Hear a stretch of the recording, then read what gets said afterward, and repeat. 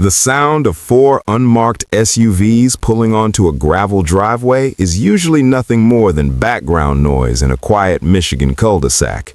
But on this morning in October 2022, that sound carries the weight of a 32-year-old corpse. You are looking at a house with a neatly trimmed lawn, a bird feeder swinging gently in the autumn breeze, and a man inside who has spent 3 decades convincing himself that he got away with it.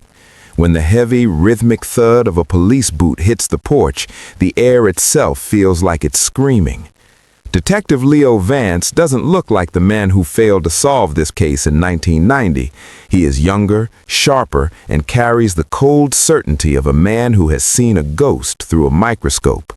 When the door opens, there is no grand struggle, there is no high-speed chase. Instead, there is the devastating sight of a man in a bathrobe, clutching a morning newspaper, staring into the eyes of justice. The metal of the handcuffs makes a sharp biting sound as they cinch around the wrists of a grandfather. This is the moment the world stops spinning for the community of Wyoming. This isn't just an arrest, it's a violent collision between a peaceful present and a blood-soaked past. Every neighbor watching from behind their curtains is asking the same terrifying question. How well do you actually know the person living next door? We are taught from childhood to watch out for the stranger in the dark alleyway. We are told to fear the drifter, the outsider, the man with no name. But the truth is much more painful. The person who destroyed a family and shattered a city wasn't hiding in the shadows. He was sitting in the front row of the church. He was coaching your children's baseball games. He was the one who handed you a glass of water while you searched the woods for a girl who was never coming back.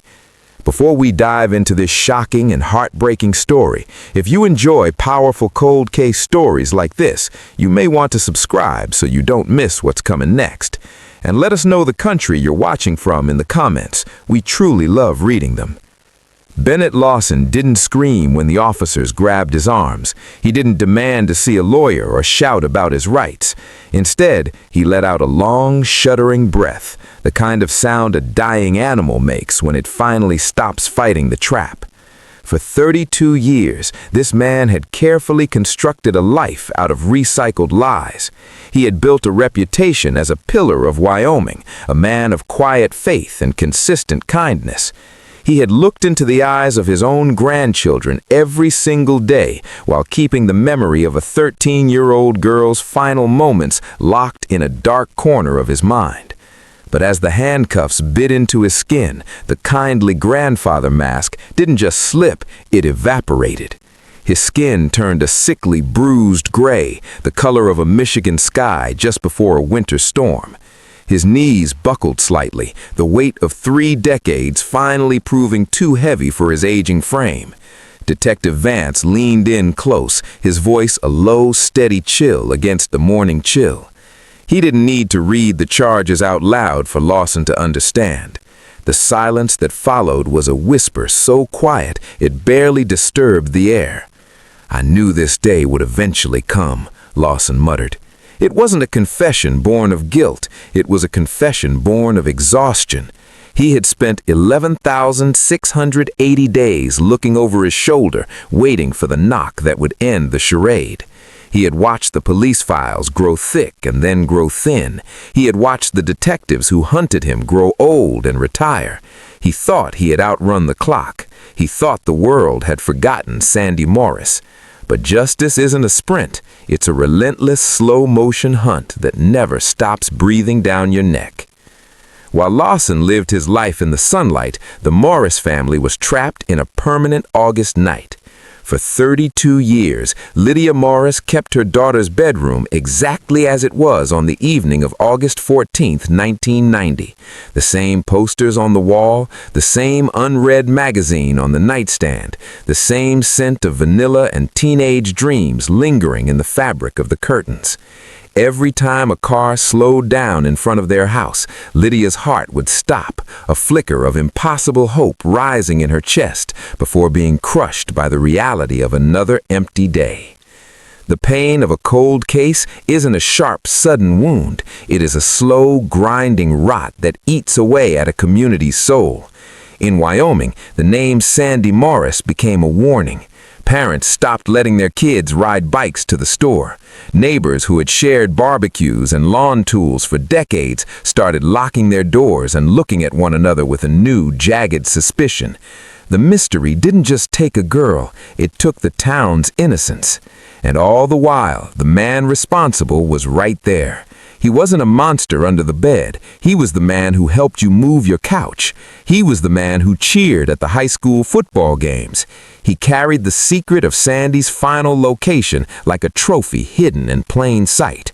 He watched the Morris family's hair turn white with grief, and he never said a word. The anger that boils up when you realize the killer was a friend is a different kind of fire. It's the kind of anger that demands more than just a trial. It demands a total accounting of every lie told over 32 years. This is why we tell these stories, not just to relive the tragedy, but to understand the terrifying ease with which a predator can blend into the background of a normal life. Bennett Lawson didn't look like a killer in 1990, and he didn't look like a killer in 2022. He looked like safety. He looked like trust, and that is the most dangerous weapon a monster can possess. The question that haunts this entire investigation is simple. How did he stay hidden for so long? How did a man who was so involved in the community, so present during the search, manage to walk among us without a single person noticing the blood on his hands? To find the answer, we have to travel back to a time before DNA databases and digital footprints. We have to go back to a summer evening when the air was thick with the scent of mown grass and the sounds of a neighborhood at peace. We are going back to the night the streetlights hummed to life and a young girl realized that the person she recognized, the person she thought was a friend, was the last person she would ever see. This is the story of Sandy Morris, a girl who refused to be forgotten, and a detective who found a ghost hiding in a string of code. If you're still not subscribing, drop a comment. What's holding you back? Because what happened on that walk to the convenience store is a nightmare that could happen in any town, on any street, at any moment. Wyoming, Michigan in the late summer of 1990 carried a specific kind of energy. It was a place where the rhythm of life was dictated by the shift changes at the General Motors plant and the cooling temperature of the asphalt as the sun dipped toward the horizon. The air was a heavy mix of humidity, freshly cut lawns, and the distant metallic scent of industry. It was the tail end of an era where childhood was defined by physical presence, not digital footprints. If you wanted to see your friends, you got on your bike and rode until you saw their shoes tossed on a front porch. If you wanted to hear a new song, you sat by the radio for hours with a blank cassette tape ready to record. This wasn't a town that looked over its shoulder. It was a place of modest ranch-style homes with wide-open porches and screen doors that stayed unlatched until well after dark. For the people living there, the world felt smaller and more manageable. You knew the name of the man who delivered your mail, and you knew which neighbors had the best crabapple trees for climbing. The danger was something that happened in movies or in far-off cities. In Wyoming, the worst thing you expected on a Tuesday night was a localized power outage or a sudden thunderstorm rolling in off the lake. This collective sense of peace was a warm blanket draped over the entire community. It was the kind of environment where a 13-year-old girl could walk 4 blocks to a convenience store without a second thought. Have you ever felt that kind of absolute certainty in your own neighborhood? Do you remember the last time you felt truly safe walking your own street without checking the shadows? That feeling of security is a fragile thing, and in August of 1990, the people of Wyoming had no idea how close that blanket was to being ripped away. 13-year-old Sandy Morris was the living pulse of that suburban landscape. In the summer of 1990, her world was a vibrant collection of neon colors, friendship bracelets, and the shared secrets of middle school. Her bedroom was her sanctuary, a space filled with the scent of vanilla body spray and the cluttered joy of a life just beginning to bloom. She spent hours lounging on a floral bedspread, her legs kicked up against the wall as she talked into the receiver of a corded telephone. She was a girl of bright patterns and even brighter ambitions, known throughout the neighborhood for a laugh that was loud, unapologetic, and infectious. To Sandy, the future wasn't a question, it was a promise. She talked about high school, about the clothes she wanted to wear to the upcoming 8th grade dance, and the dream she had of leaving her mark on the world. She was the kind of kid who noticed everything, the way the light hit the trees at dusk, the specific songs that made her feel like she could fly, and the small kindnesses of her friends. She was loved with a fierce, protective intensity by her mother, Lydia, and her brother, Garrett. In the Morris household, Sandy was the spark that kept the engine running. On that final evening, she was just a girl with a few crumpled dollar bills in her pocket and a craving for a grape soda. She didn't look like a victim. She didn't feel like a target. She felt like a person who owned the sidewalk beneath her feet. When she grabbed her denim jacket and stepped off that porch, she wasn't walking toward a tragedy in her mind. She was walking toward the convenience store, toward a magazine, and toward a tomorrow that she fully expected to see. The neighborhood Sandy stepped into was built on a foundation of unwritten rules. There was a collective agreement among the families in Wyoming that the streets belonged to the children.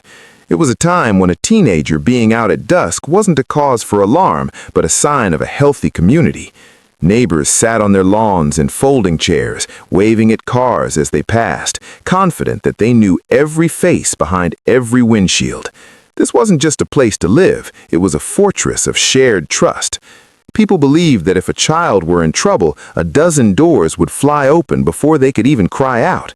This was the suburban code, an invisible shield that everyone believed was impenetrable.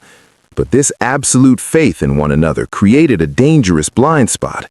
Safety, as the people of Wyoming would soon learn, is often just an illusion maintained by the absence of a predator.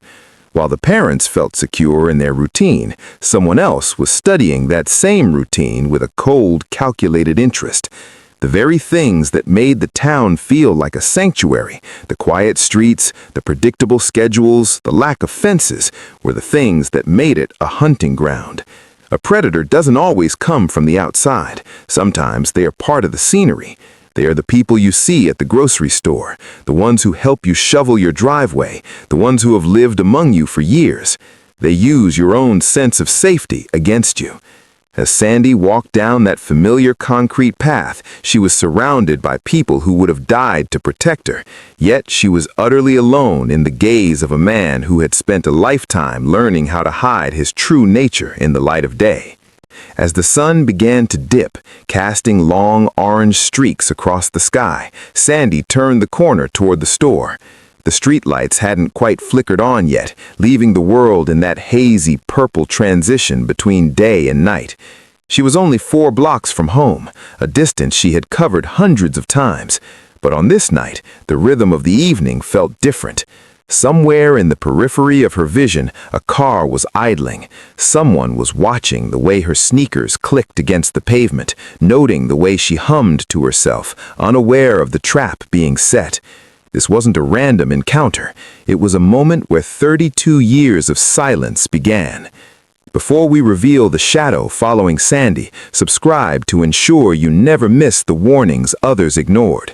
We have to look at the moments right before the disappearance to understand the scale of the betrayal. Sandy reached the store, bought her soda, and stepped back out into the cooling air.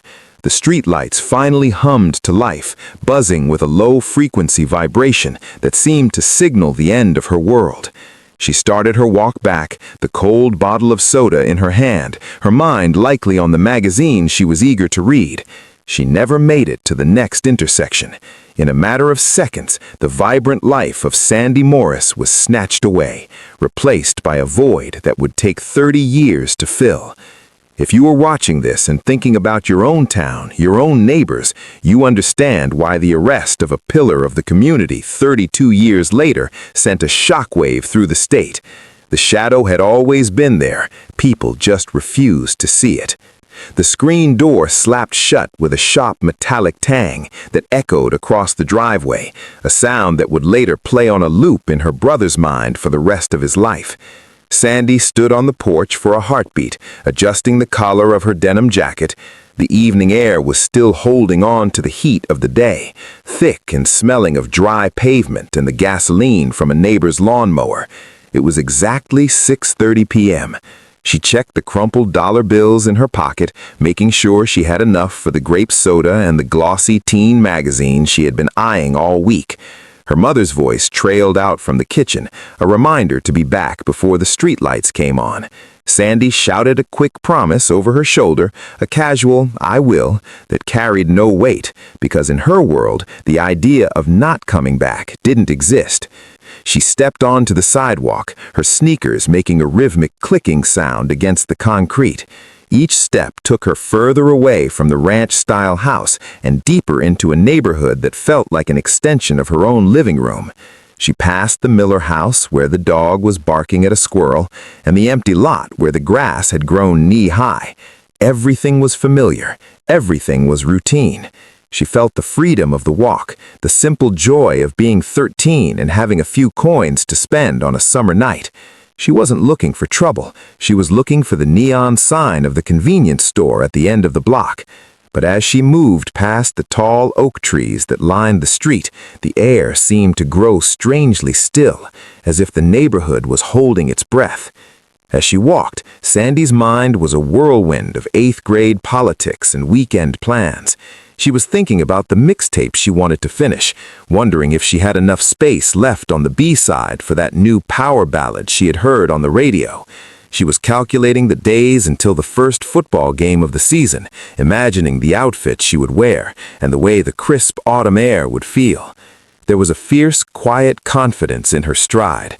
At 13, she felt she was standing at the edge of a massive, glowing world that was finally starting to open up for her. She wasn't thinking about safety because she had never been given a reason to doubt it. Her worries were small and manageable, whether her crush would be at the roller rink on Friday or if her mother would let her buy that darker shade of lip gloss she had seen in the magazine. She hummed a melody under her breath, her thumb tracing the edge of the coins in her pocket. Every crack in the sidewalk was a landmark she'd known since she was 5 years old. She felt like the queen of these 4 blocks. To Sandy, the neighbors' houses weren't just buildings, they were a network of protection. She imagined her life 10 years into the future, living in a big city, making a name for herself, and coming back to visit this quiet street as a success. She had so much time. That was the core of her internal world, the feeling that her life was an endless stretch of summer evenings, each one leading into a more exciting tomorrow. She was a girl defined by her potential, moving through a landscape that she believed was incapable of hurting her. The change in the atmosphere was gradual, then sudden. It started with a low hum, a mechanical vibration that didn't match the evening bird song or the distant sound of a television through an open window. Sandy noticed a car, a dull, nondescript shape, crawling along the curb behind her. At first, she thought it was a neighbor looking for an address or someone lost, but as she crossed the second intersection, the vehicle didn't turn. It didn't speed up. It stayed exactly 10 feet behind her shoulder, its engine a steady, predatory growl. The hair on the back of her neck began to prickle. The freedom she had felt just moments ago started to curdle into a cold, sharp knot in her stomach. She stopped humming. The rhythm of her sneakers on the concrete felt louder, more exposed. She tried to tell herself she was being dramatic. She looked at the houses around her, but the porches were suddenly empty. The golden hour light was fading, stretching the shadows of the trees until they looked like reaching fingers across her path.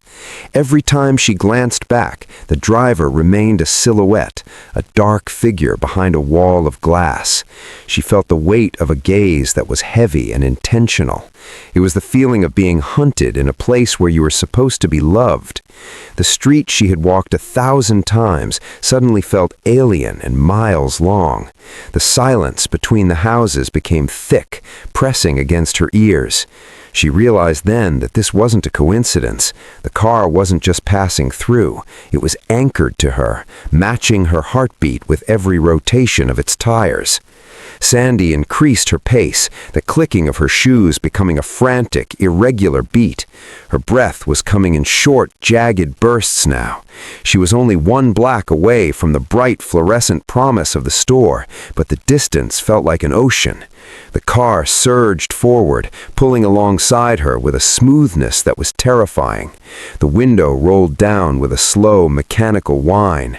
The driver called her name. It wasn't a stranger's voice. It was a voice from the neighborhood, a voice from the search parties, a voice that carried the weight of false authority. She slowed down, her instinct to be polite fighting against the screaming alarm in her chest. She recognized the face. She felt a momentary wave of relief that was quickly swallowed by a new, more intense dread. The driver offered her a ride, mentioning the darkening sky and the distance left to go. He spoke with a calm, practiced kindness that masked the jagged edge of his intent. Sandy looked at the streetlights. They were just beginning to glow, a pale, flickering yellow. She thought about her mother's rule. She thought about the soda and the magazine. In that split second of indecision, the trap closed. The door of the vehicle opened like a mouth. The sidewalk, her safe haven, was suddenly a stage for a disappearing act that would remain unsolved for 30 decades. As she stepped toward the car, the last traces of the sunset vanished. The girl who laughed the loudest at the mall, the girl with the floral bedspread and the big dreams, walked out of the light and into a silence that would haunt Michigan for the next 32 years. Inside the Morris kitchen, the air was still thick with the lingering scent of dinner. Lydia Morris moved with the practiced efficiency of a mother who ran her household by the clock. She wiped down the yellow laminate counters, her eyes drifting toward the window every few seconds. It was 8 p.m. Outside, the world was losing its color, the vibrant greens of the lawns fading into a uniform, dusty gray. The streetlights began to hum, that low-frequency buzz that served as the final alarm for every child in Wyoming. In the Morris house, that sound was a law. When those lights flickered to life, you were expected to be through the door.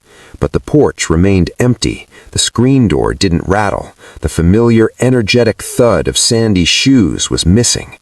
At first, Lydia felt only the sharp spark of maternal irritation. She imagined Sandy had lost track of time talking to a friend at the store, or had been distracted by a new display of jewelry at the checkout counter. She stood at the screen door, her hands resting on her hips, peering into the gathering gloom. She expected to see a small denim-clad figure racing down the sidewalk, waving an apology. But the street was an unnerving stretch of stillness. The neighborhood felt drained of its usual life. There were no kids on bikes, no neighbors shouting across fences, just the steady mechanical drone of the streetlights. Lydia stepped onto the porch, the humidity of the night pressing against her skin like a damp cloth. She called Sandy's name, her voice carrying over the quiet lawns, but the only response was the distant bark of a dog 3 streets over. The irritation began to shift, a small cold weight settling at the base of her throat. It was a physical sensation, a sudden jagged realization that the silence wasn't just quiet, it was empty. The routine had been broken, and in a household built on the certainty of rules, that break felt like a hairline fracture in the foundation of her world. By 8:45 p.m., the irritation had fully curdled into a visceral, screaming dread. Lydia was no longer standing on the porch. She was pacing the kitchen floor, the linoleum cold beneath her feet. She grabbed the corded phone, her fingers trembling as she dialed the number of the convenience store. The clerk's voice was casual, almost bored, as he confirmed that a girl matching Sandy's description had bought a grape soda nearly 2 hours ago. He remembered her because she had been smiling. She had walked out the door and turned toward home.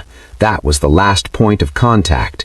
The cord twisted around Lydia's arm as she called every one of Sandy's friends, her voice rising in pitch with every no she received. No one had seen her. No one had heard from her. This is the psychological anatomy of a mother's intuition. It is a radar that detects a disaster before the evidence arrives. Lydia didn't need a police report to know that her daughter wasn't just late.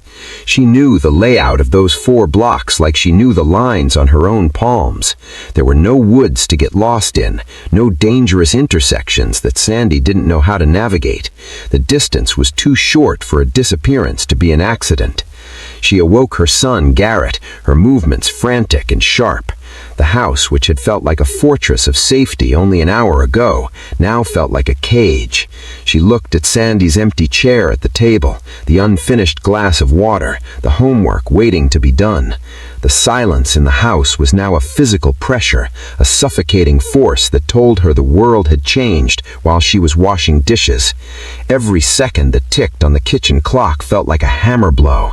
The dread was no longer a quiet wait. It was a loud, demanding presence that forced her to pick up the phone and dial 3 digits she never thought she would have to call.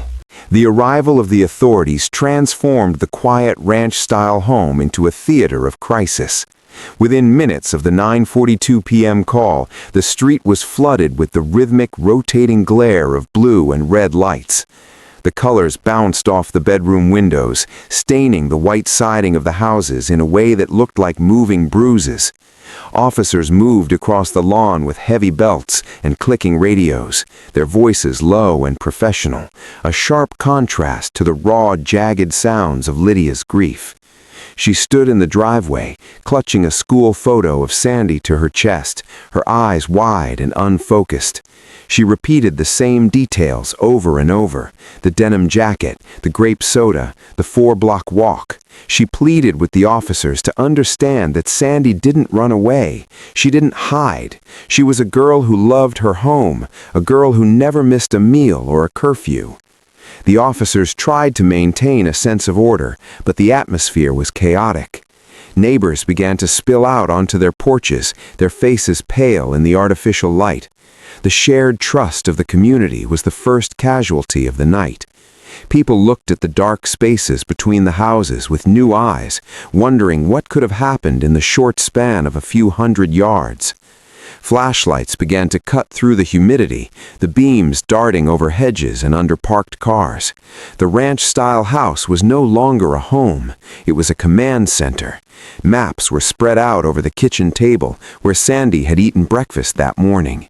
The air was filled with the static of police scanners and the heavy thud of car doors. Every time a radio chirped, Lydia's breath caught in her throat, her entire existence suspended on the hope of a single sentence. But as the clock pushed toward midnight, the professional urgency of the officers began to take on a darker tone. They weren't just looking for a lost girl anymore. They were looking for a crime scene. The first crack in the mystery didn't come from a witness or a tip. It came from the dirt.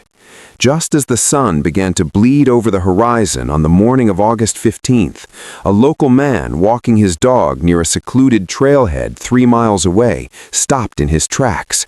His flashlight, dimming as the daylight grew, caught on something that didn't belong in the tall grass. There, lying near the edge of the path, was a single white sneaker. It was scuffed, the laces trailing in the mud, looking abandoned and small. A few feet away, the earth told a more violent story. A bottle of grape soda had been shattered or dropped, the deep purple liquid soaking into the dry soil. It didn't look like a spilled drink. It looked like a bruise on the face of the earth. There were no tire tracks. There were no signs of a struggle in the grass, no broken branches or torn fabric. It was as if Sandy had reached that spot and simply ceased to exist.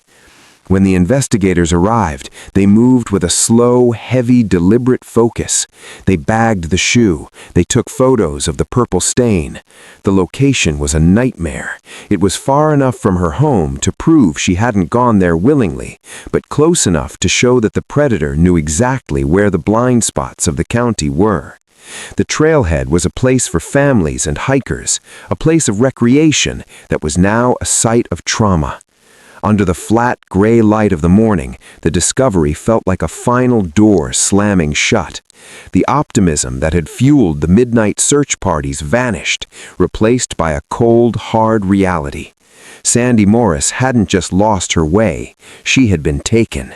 And as the investigators looked at the empty woods surrounding the trailhead, they realized they weren't looking for a girl, they were looking for a ghost. The news of the discovery at the trailhead ripped through Wyoming like a physical force, turning a quiet suburb into a frantic hive of activity. Within hours, the local church basement became a makeshift headquarters, and the parking lots of the nearby manufacturing plants emptied as workers traded their tools for flashlights. This was a community built on the sweat of the blue-collar middle class, a place where people didn't just offer help, they showed up. By the second evening, hundreds of volunteers had organized themselves into long, horizontal lines, shoulder to shoulder, moving through the dense Michigan brush. The humid air was thick with the sound of snapping branches and the rhythmic calling of Sandy's name, a chorus of voices that grew increasingly desperate as the light began to fail. Men who had just finished 12-hour shifts at the General Motors plant spent their nights wading through drainage ditches and scouring the tall grass along the highway. There was a sense of collective duty, a belief that if they just looked hard enough, if they pushed just one more mile into the woods, they could undo the nightmare. The energy was electric and raw, fueled by a mixture of communal love and a growing, jagged fear. No one wanted to believe that a monster could exist in their zip code. The mobilization was a beautiful display of human spirit, but it was also a race against a clock that was already moving too fast. Every hour that passed without a sighting felt like water slipping through their fingers. The sheer scale of the effort was meant to provide comfort to the Morris family, but as the search area expanded and the sun continued to set on an empty trailhead, the massive crowd began to feel the weight of their own helplessness. They were looking for a needle in a haystack, unaware that the person who placed the needle was walking right beside them. In the center of this swirling chaos stood a man who seemed to embody the very best of Wyoming. Bennett Lawson was everywhere. As a youth baseball coach and a regular at the local parish, he was a face everyone recognized and trusted. He didn't just join the search, he facilitated it. Lawson was the one carrying heavy crates of bottled water to the weary volunteers. He was the one with a steady hand on the grieving father, Arthur Morris, offering quiet words of faith and encouragement. While others were frantic, Lawson was a calm, composed presence, a man of action who seemed to be dedicated to bringing Sandy home. He spent hours under the hot sun and late into the damp nights, his brow furrowed with a look of deep, performative concern. There is a particular kind of cruelty in the way he operated. He stood on the Morris porch, the very place Sandy was last seen, and handed a cup of water to Lydia Morris as she wept. He watched the light die in her eyes, while he maintained a mask of neighborly devotion. To the community, Lawson was a hero, a man who put his own life on hold to support a family in crisis. He was the first to arrive at the morning briefings and the last to leave the woods at night. He used his reputation as a pillar to gain access to the inner circle of the investigation, listening to the theories of the officers and the whispers of the volunteers. He was hiding in the most effective way possible by standing directly in the center of the spotlight. The trust he built during those weeks was a shield that would protect him for the next 30 years. He wasn't just a volunteer, he was a predator who enjoyed the proximity to the pain he created, watching the searchers exhaust themselves, looking for a girl he knew was already gone. As the search hit the 72-hour mark without a breakthrough, a toxic friction began to develop between the Morris family and the police leadership. The lead investigators, dealing with a lack of physical evidence at the house, began to lean heavily on the runaway theory. They pointed to Sandy's age, her interest in teen magazines, and the general restlessness of middle schoolers as a reason for her disappearance. It was a common perspective for the era, a way to manage the paperwork of a missing child without acknowledging the presence of a predator. But to Lydia and Garrett, this theory was an insult, a way for the authorities to excuse their own inability to find her. They knew Sandy. They knew she wouldn't leave her denim jacket or her family behind for a grape soda. This debate created a massive divide in the community. Some people, desperate to believe that their streets were still safe, clung to the idea that Sandy had simply boarded a bus to seek adventure. Others saw the scuffed sneaker and the spilled soda as an undeniable map of violence. The controversy was more than just a disagreement. It was a fatal mistake. While the police spent critical days looking into Sandy's phone logs and interviewing her classmates about her rebellious tendencies, the actual trail was growing cold. Valuable time that should have been spent on roadblocks and forensic sweeps was wasted on a narrative that fit a police file rather than the facts of the girl's life. This delay gave the killer the window he needed to clean his vehicle, to dispose of the evidence, and to settle back into his role as a concerned neighbor. The runaway label wasn't just a theory. It was a gift to the man who was currently handing out water to the search parties, ensuring he stayed one step ahead of a pair of handcuffs. By the end of the first week, the atmosphere in Wyoming had shifted from a unified mission to a culture of jagged suspicion. The initial warmth of the community search had evaporated, replaced by a cold, hard realization. If Sandy didn't run away, then someone in the town had taken her.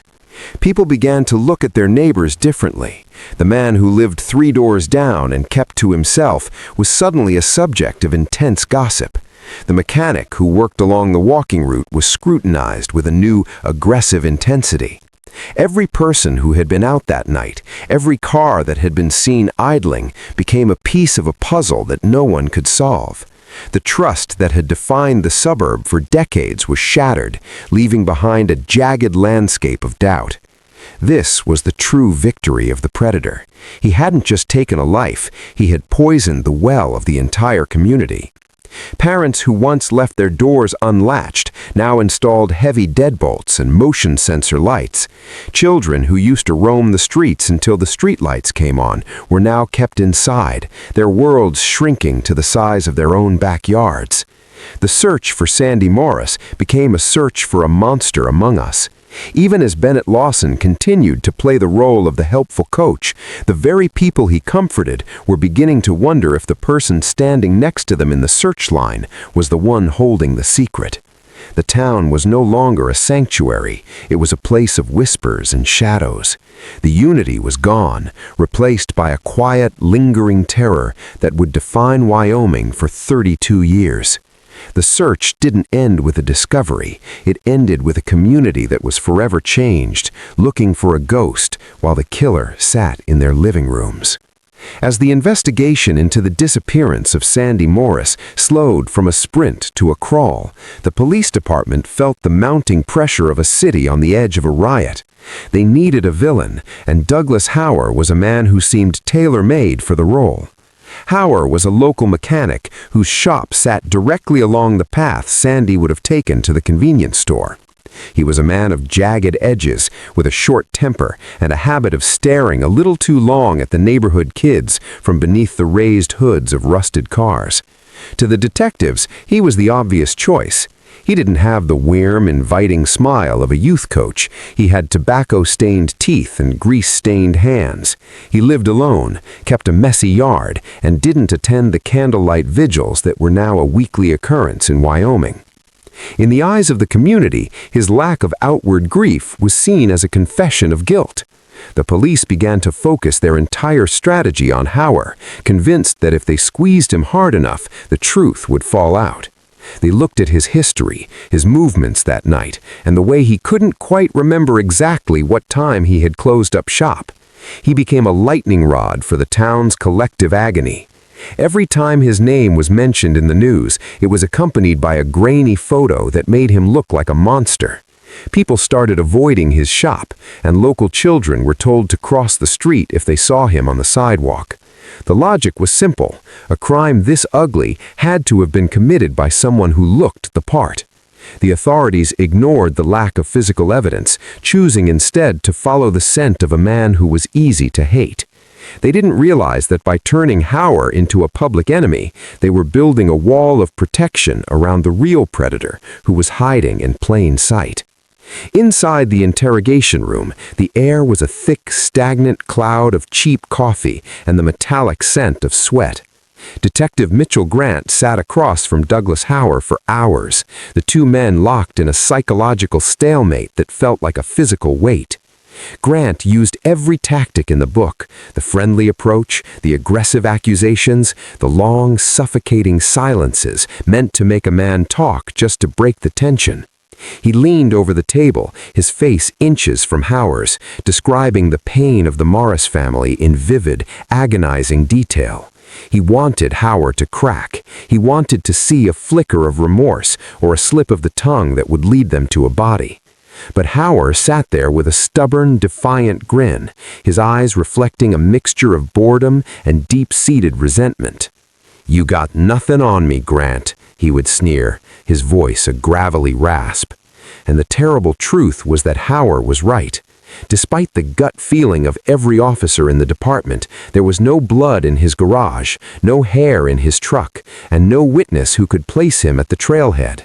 The investigation was spinning its wheels, fueled by a narrative of the creepy neighbor rather than hard forensic facts.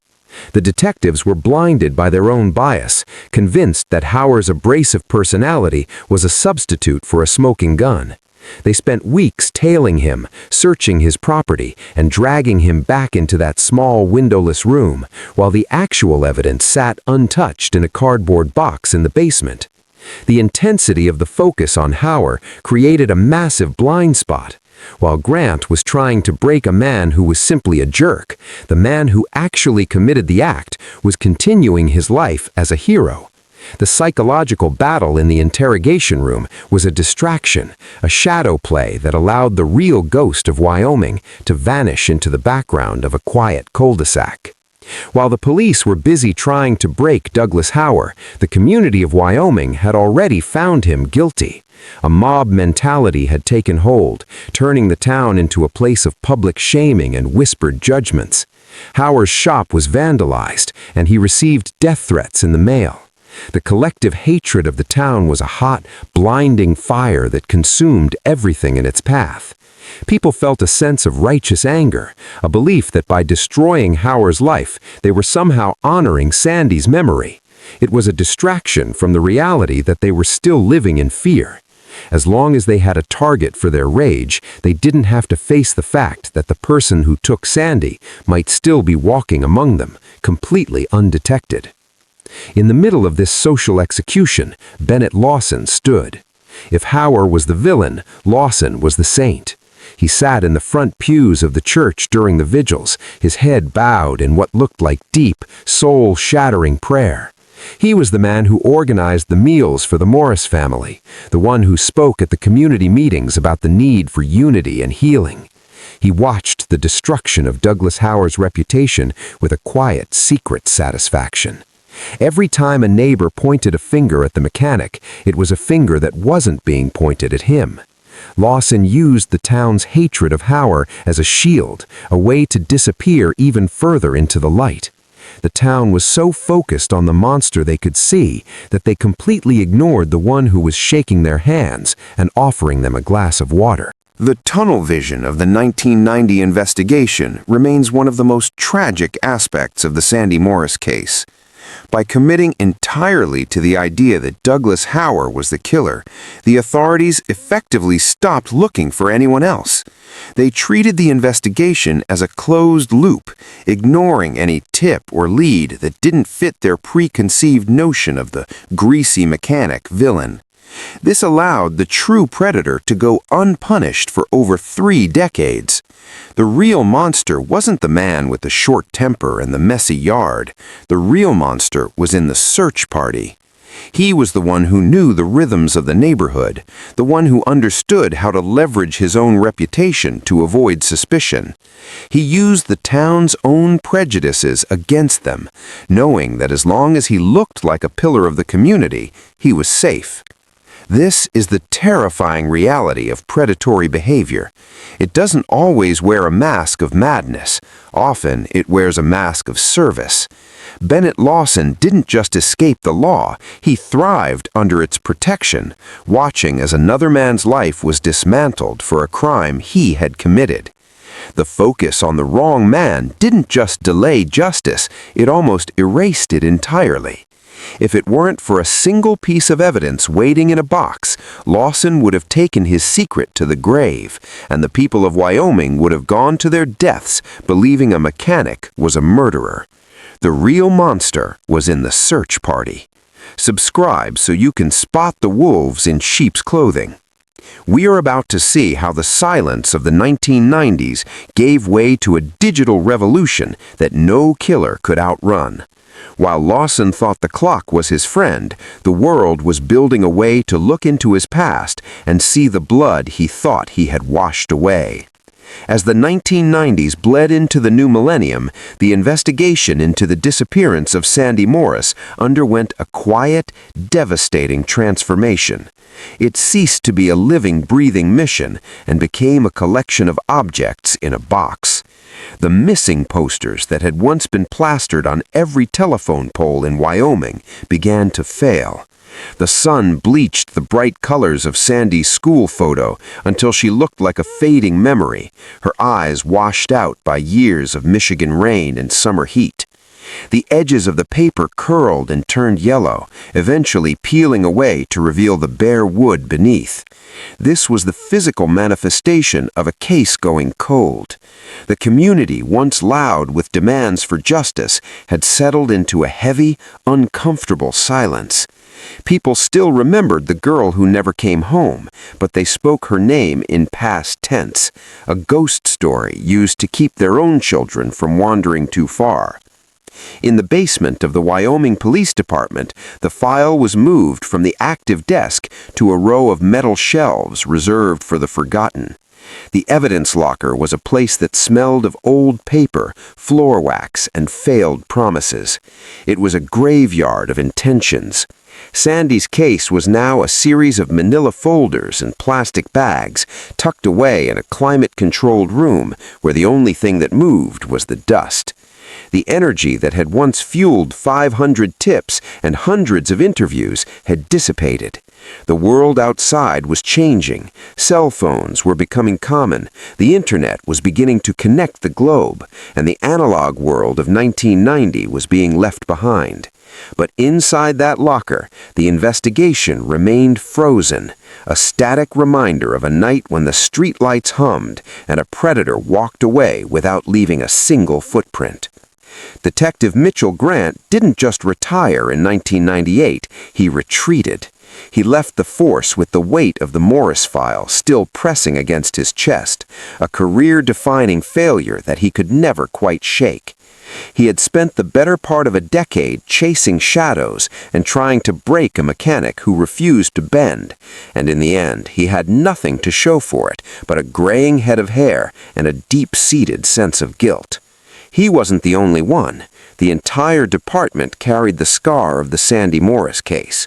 It was the one they couldn't solve, the one that proved their limitations. In the late 90s, forensic science was a frustrating landscape of almost. DNA profiling was a known concept, but the technology was primitive, requiring large, pristine samples that the Wyoming police simply didn't have.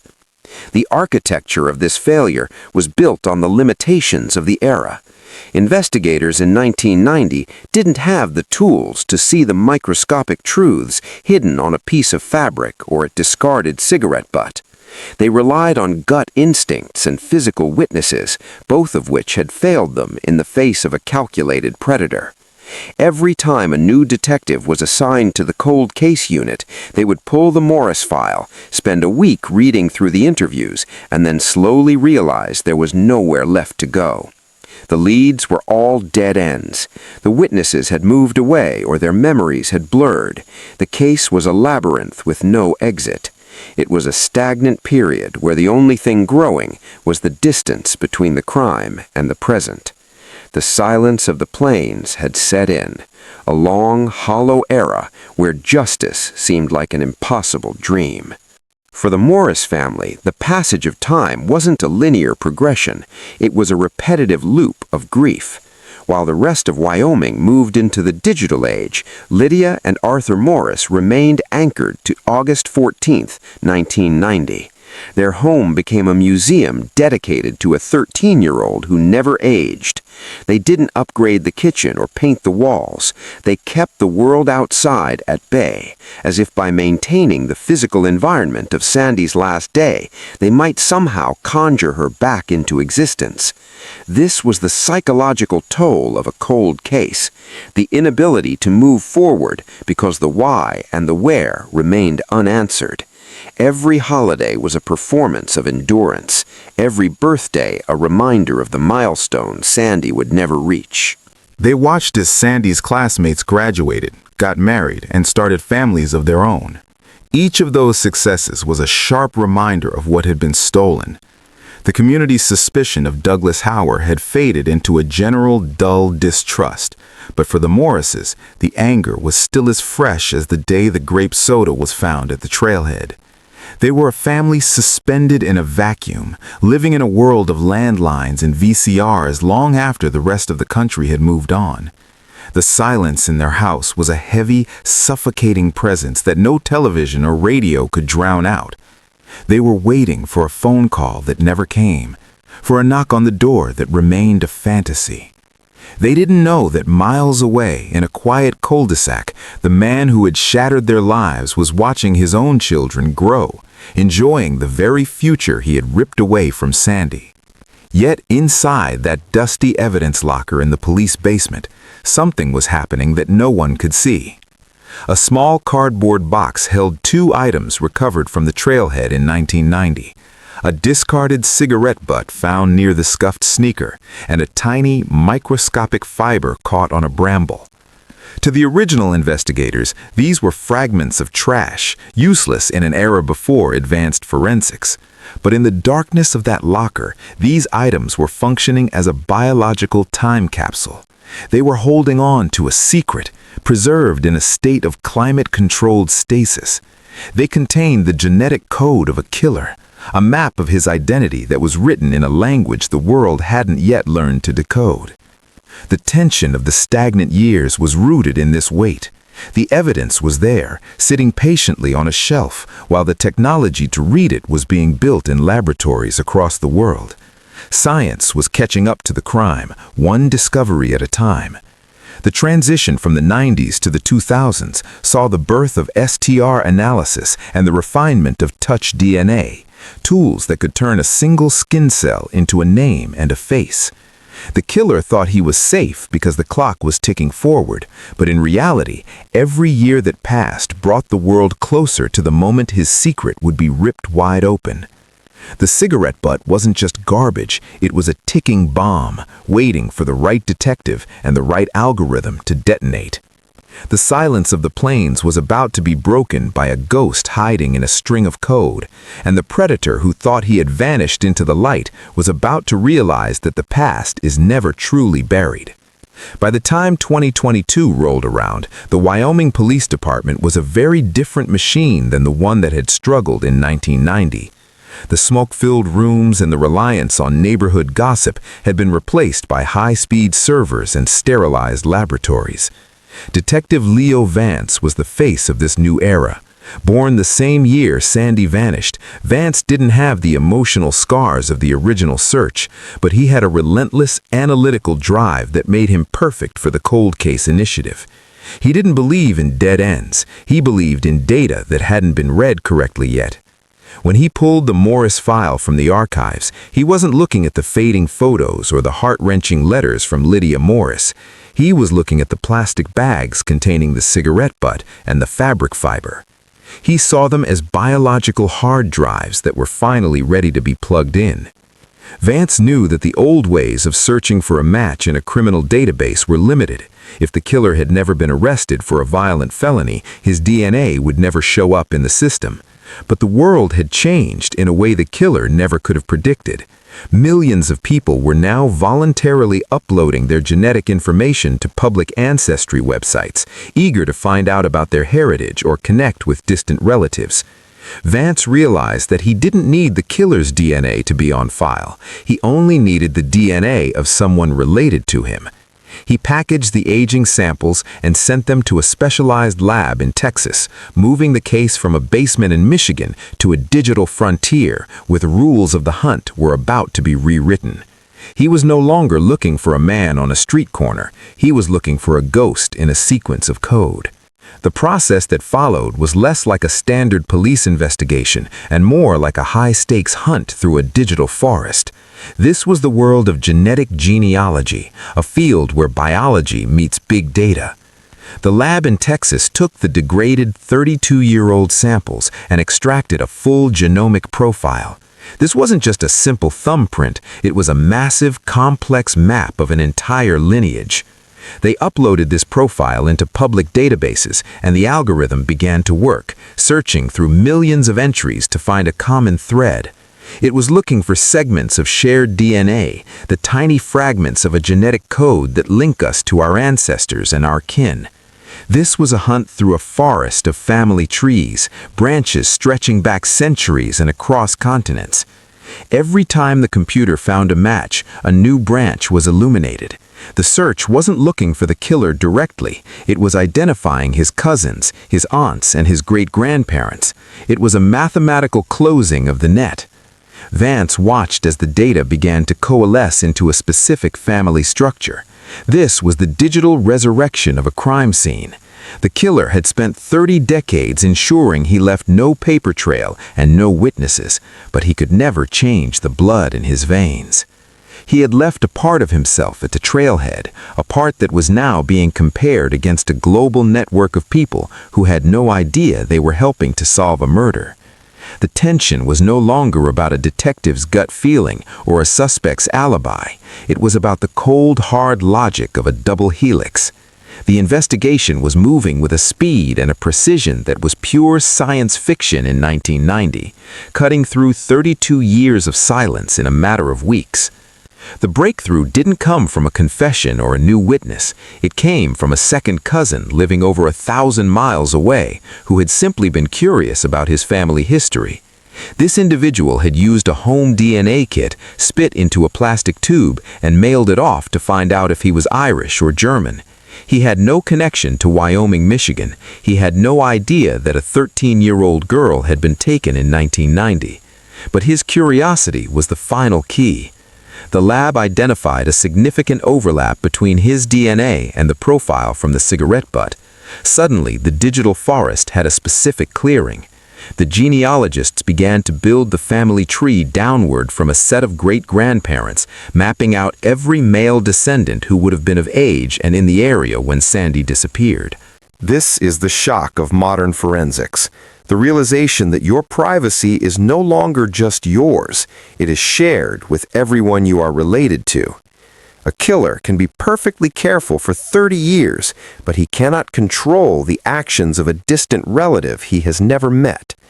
The discovery was a lightning strike that changed everything. Vance wasn't looking at a list of local criminals or the creepy mechanic anymore. He was looking at a specific branch of a respected family that had lived in Wyoming for generations.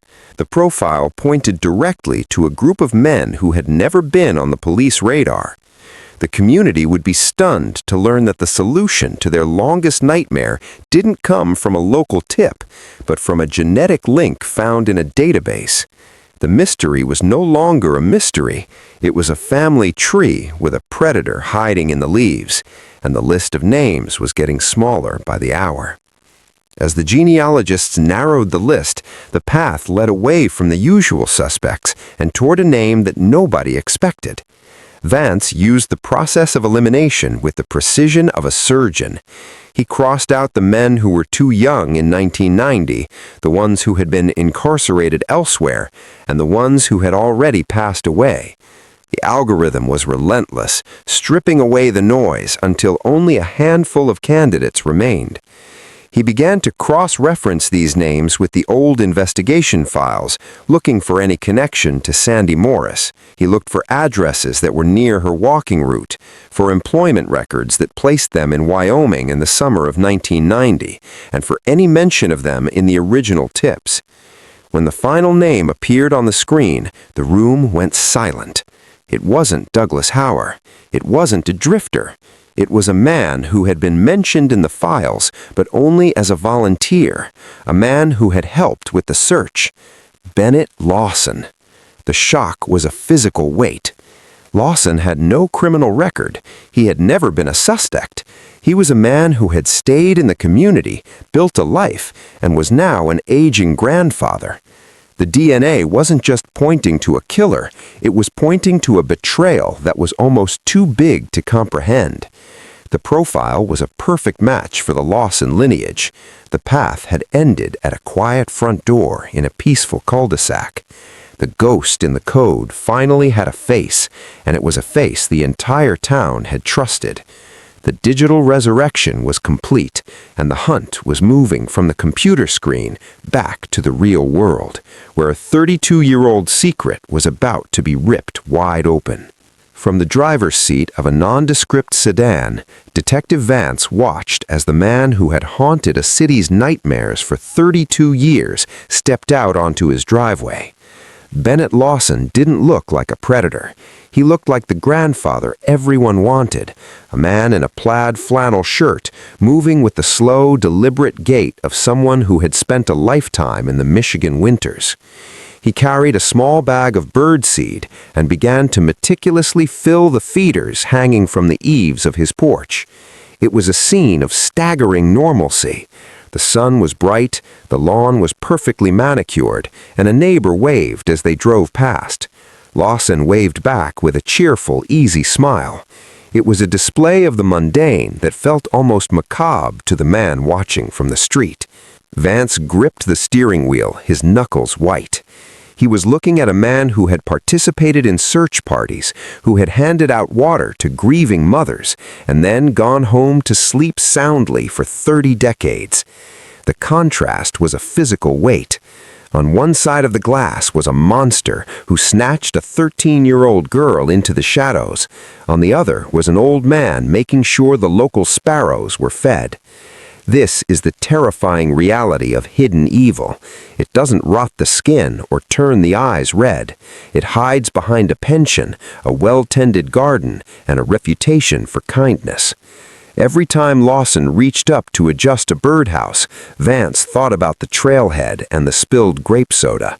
He thought about the white sneaker in the mud. The stakeout wasn't just about waiting for a crime, it was about witnessing the absolute arrogance of a man who thought he had won. Lawson believed he had aged out of his sins, that the passage of time had eroded the evidence.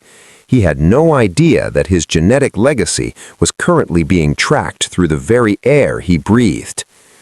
When Lawson finally climbed into his silver SUV and pulled out of the driveway, the dance of the surveillance began. Vance followed at a distance, moving with two cars between them, moving through the streets of Wyoming like a shadow. It was an eerie realization that Lawson was driving the same roads he had navigated in 1990. He passed the corner where Sandy had been walking. He passed the convenience store, now under a different name, but still standing as a monument to the night everything changed. The predator had never left the scene. He had spent 32 years living within miles of the Morris family, breathing the same air, shopping at the same grocery stores, and perhaps even passing them in traffic. The tension in the car was suffocating. Every time Lawson hit his brakes or signaled for a turn, Vance felt the adrenaline spike.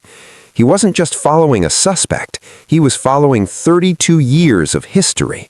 He watched Lawson's profile in the side mirror, the steady, calm expression of a man running a simple errand. It was the psychological profile of a man who had mastered the art of the lie. To Lawson, this was just a Tuesday. To the detective, it was the final act of a tragedy that had started before he was even born. The surveillance was a bridge between the analog past and the high-tech present. Vance was using GPS and radio silent communication, while the man in front of him was a relic of a different era. As they moved deeper into the commercial district, the stakes moved from observation to action. They needed something physical. They needed the ghost to leave a trace of himself behind, a modern-day equivalent of the cigarette butt that started this journey. The hunt was narrowing, and the quiet streets of the suburb were about to witness a genetic heist that Lawson would never see coming. Lawson pulled into the parking lot of a local coffee shop, a popular spot where retirees gathered to talk about the weather and the local news. He moved with a sense of belonging, holding the door open for a young mother and nodding to the staff by name. Vance parked several rows back, his heart hammering against his ribs. He watched through binoculars as Lawson ordered a black coffee, his movements practiced and rhythmic. There was something deeply unsettling about watching a man who had allegedly committed such a horrific act engage in the social ritual of a morning beverage. He sat at a small table near the window, blowing on the steam, his eyes gazing out at the traffic with an air of complete peace. This was the mask in its final form. Lawson wasn't looking over his shoulder. He wasn't checking for tails or nervous about the police presence in the area. He was a man who believed his secret was buried deeper than the Michigan soil. For 40 minutes, Vance watched him sip that coffee. Every time Lawson's lips touched the rim of the disposable cup, he was depositing the very thing the state needed to put him away forever. He was leaving behind millions of cells, each one containing the undeniable proof of his identity. The psychological pressure of the moment was immense. Vance was staring at the solution to the city's oldest mystery, sitting on a plastic bistro table. The mundane nature of the scene, the smell of roasted beans, the soft music playing over the speakers, the chatter of the morning crowd, felt like a direct insult to the memory of Sandy Morris. While Lawson enjoyed the warmth of the shop and the comfort of his routine, the team was preparing to move. The plan was simple: wait for the target to discard the evidence and then secure it before it could be contaminated. It was a silent, invisible battle for the truth. The moment arrived with a casual finality.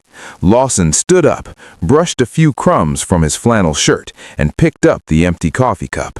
He walked toward the trash receptacle near the exit, tossed the cup inside without a second thought, and walked out the door. He didn't look back. He didn't notice the man in the hooded sweatshirt who had been sitting 2 tables away, suddenly standing up and moving toward the bin. This was the genetic heist. The undercover officer reached into the trash, his hand gloved and steady, and retrieved the cup before it could be buried under other refuse. He placed it immediately into a sterile evidence bag, sealing it with the precision of a diamond thief. In that single motion, 32 years of freedom began to evaporate. The cup was more than just trash, it was a confession. As Lawson drove away, likely heading back to his bird feeders and his garden, the bag was being rushed to a lab for an emergency comparison. The tension in the surveillance van was palpable. They had the samples, they had the man. Now they just needed the math to confirm what the digital genealogy had predicted. Vance watched the silver SUV disappear into the suburban traffic, feeling a strange mixture of triumph and nausea. The hunt was over, but the discovery of the hunter's identity was a wound that would take a long time to heal. The man who had been a hero to some and a neighbor to all had finally left his mark. The ghost of Sandy Morris had led them to a coffee shop trash can, and as the lab technicians began their work, the streetlights of Wyoming were getting ready to hum for a very different reason. The truth wasn't in a confession, it was on the rim of a paper cup, waiting to tell a story that a killer thought he had silenced forever. The peace of the suburban afternoon was shattered not by a scream, but by the heavy, synchronized thud of car doors. 4 black SUVs pulled onto the manicured lawn of the Lawson residence, their tires biting into the grass that Bennett had spent the morning trimming. Neighbors peered through their curtains, expecting perhaps a medical emergency or a sudden visit from family. Instead, they saw a phalanx of officers in tactical vests moving toward the front door with the grim purpose of a debt collector coming for a 30-year interest. When the knock came, it wasn't the hesitant tap of a guest. It was the thunderous authority of the state. Bennett Lawson opened the door, still wearing the same plaid shirt from the coffee shop, his face a mask of confused innocence that had served him well since 1990. The arrest was clinical and swift. As the metal ratcheted shut around his wrists, the silver-haired grandfather didn't fight, he didn't shout. He simply looked back at his quiet living room, a space filled with photos of his own children and grandchildren, as if he were surprised the world had finally caught up to him. The neighbors stood on their porches in a stunned, vibrating silence, watching the man they had trusted with their kids being led away in shame. The pillar of the community was being dismantled in blatant daylight. As the vehicles pulled away, leaving deep ruts in the turf, the illusion of the safe neighborhood went with them. The man who had handed out water during the search for Sandy Morris was finally being taken to answer for the thirst he had created. The era of the secret was over, and the era of the reckoning had begun. Inside the windowless interrogation room, the air felt thin and charged with the scent of ozone and stale coffee. Bennett Lawson sat at the small metal table, his hands cuffed to a bar, looking remarkably small beneath the harsh fluorescent lights. Detective Vance didn't start with accusations, he started with a manila folder. He laid out the photos of the trailhead, the white sneaker, and finally the lab report from the coffee cup. He explained the science of the double helix, the way a person's identity is written in a language that never fades and never lies. For the first hour, Lawson maintained his facade, shaking his head and offering a hollow, practiced sympathy for the Morris family. He played the role of the wrongly accused elder, his voice cracking with a feigned indignation. But as Vance began to read the specific genetic markers that linked the cigarette butt from 1990 to the cells on that paper cup, the mask began to slip. The silence in the room became heavy, a physical pressure that seemed to squeeze the breath out of the room. Lawson's eyes, once bright and engaging, became flat and distant. He was a man watching a dam break, realizing that no amount of neighborly service or church attendance could plug the holes in his story. The weight of the genetic code was undeniable. It was a witness that couldn't be intimidated and a memory that couldn't be blurred by time. The predator who had lived in the light for 30 decades was finally being forced into the cold reality of his own shadow. The silence wasn't a defense anymore. It was a white flag. He leaned back, the metal of his chair scraping against the floor, and for the first time, the hero looked exactly like the monster he was. The confession began with a chilling, matter-of-fact tone. Lawson described the evening of August 14th not as a moment of madness, but as an opportunity he had been waiting for. He had seen Sandy walking many times before. He knew her route, her timing, and most importantly, he knew she trusted him. When he pulled his car alongside her that evening, he didn't use force, he used his reputation. He leaned out the window and offered her a quick ride to the store, mentioning the darkening sky and the humidity. He spoke to her like the coach he was, using a tone of borrowed authority that bypassed her internal alarms. Sandy, taught to respect the leaders of her community, stepped into the vehicle without a second thought. It was a deception built on the very fabric of suburban safety. He explained how easy it was to turn the corner, away from the convenience store and toward the outskirts of town. He spoke about the way her expression changed from casual conversation to a dawning, horrific realization as the familiar houses vanished and the woods took over. This was the quick ride deception, a betrayal of the highest order. He had used the trust of a 13-year-old girl as a weapon against her. As he spoke, the detectives realized that the most dangerous predators don't always lurk in the bushes. They sit on the bleachers and wave from their driveways. The simplicity of the act was its most terrifying feature. It took less than a minute to turn a neighborly gesture into a death sentence, proving that the greatest threat to the innocent is often the person they have been told to admire. As the interrogation continued, a dark and complex anatomy of the predator began to emerge. Lawson didn't fit the profile of a man overwhelmed by a single moment of weakness. Instead, he revealed a dual existence that he had managed with terrifying precision. For 32 years, he had operated as two different people. To the world, he was the helpful volunteer, the grieving neighbor, and the moral compass of his family. But internally, he carried the memory of that night like a trophy, a secret source of power that set him apart from the ordinary people he served.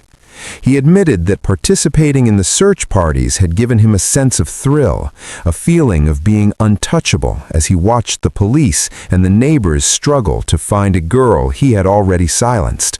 He had lived a life of deliberate atonement, not out of true remorse, but as a way to build a fortress of character that no one would dare to question. He believed that by being good for 30 years, he could effectively erase the bad of a single night. This psychological compartmentalization allowed him to kiss his own grandchildren with the same hands that had ended Sandy's life. He saw his community service as a transaction, a way to buy his way out of a reckoning. This is the true horror of the Bennett Lawsons of the world. They don't see themselves as villains. They see themselves as survivors who managed to hide a darkness that the rest of the world wasn't strong enough to see.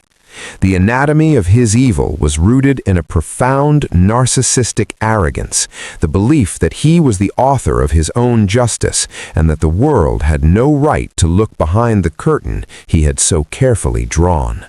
The final admission came as the sun began to set outside the police station, casting long orange shadows that mimicked the evening Sandy disappeared.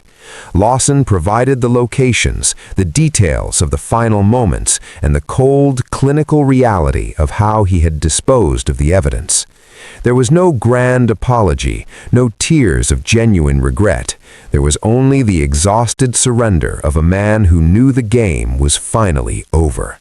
The truth didn't bring Sandy back, but it stripped the killer of the one thing he valued most, his reputation.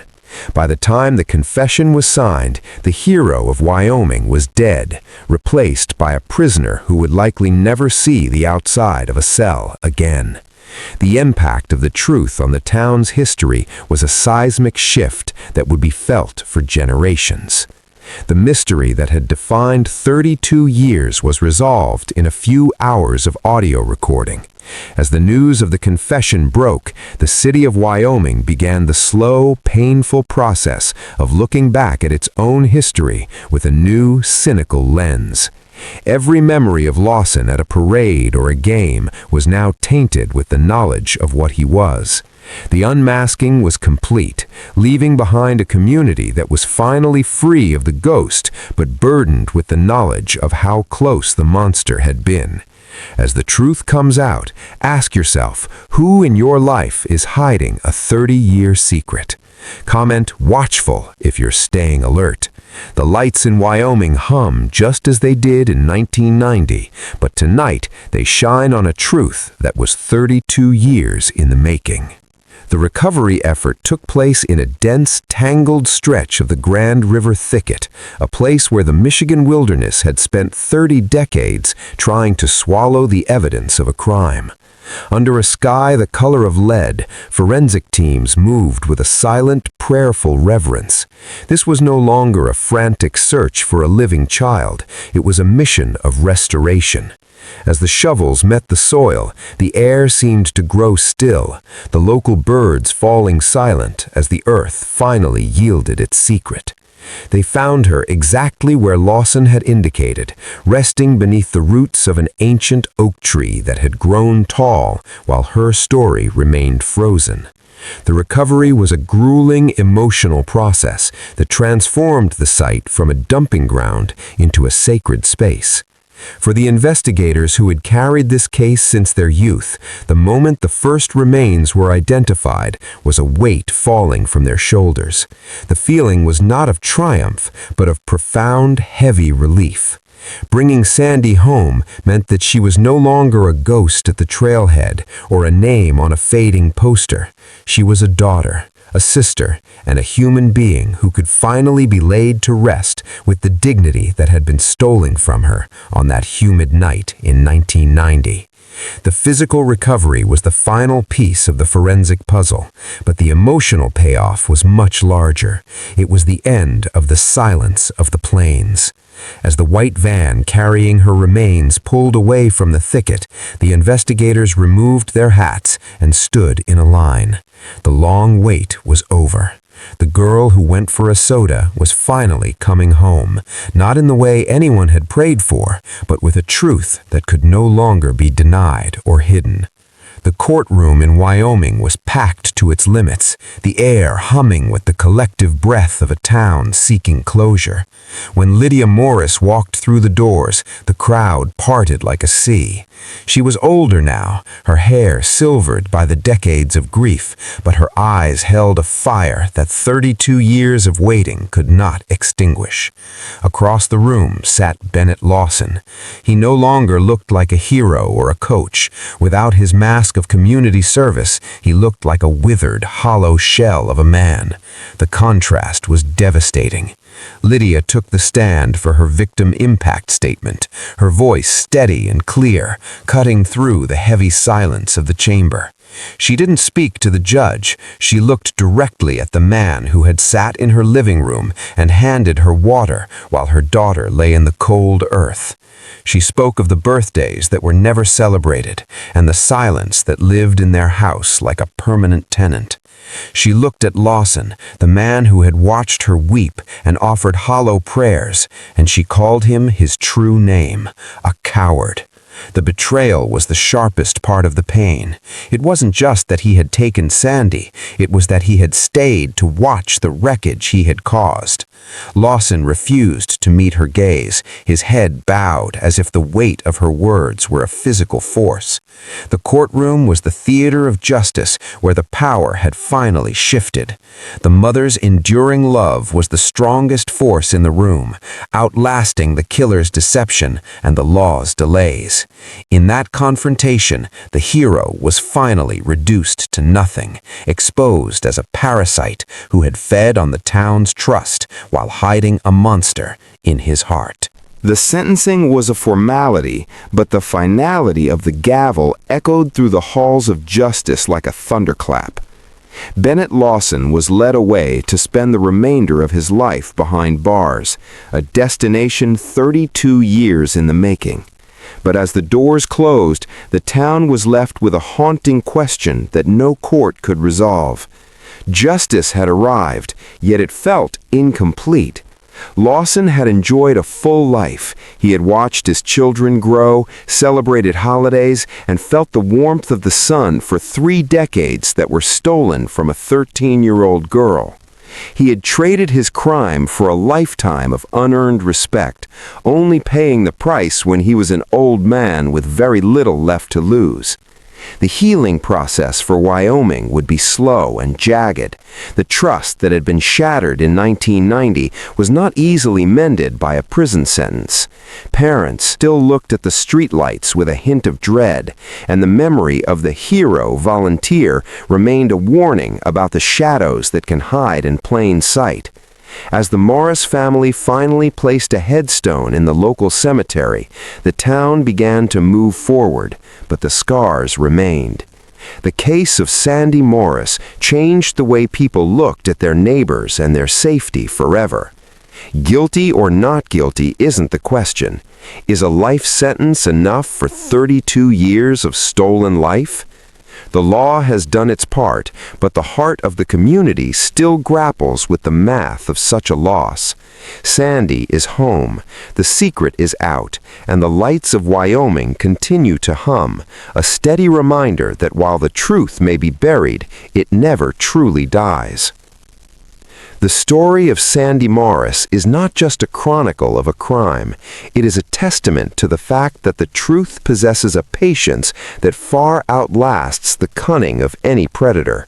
For 32 years, the secret lived in the marrow of a quiet town, tucked away in the memories of a man who believed he had outrun the reach of justice.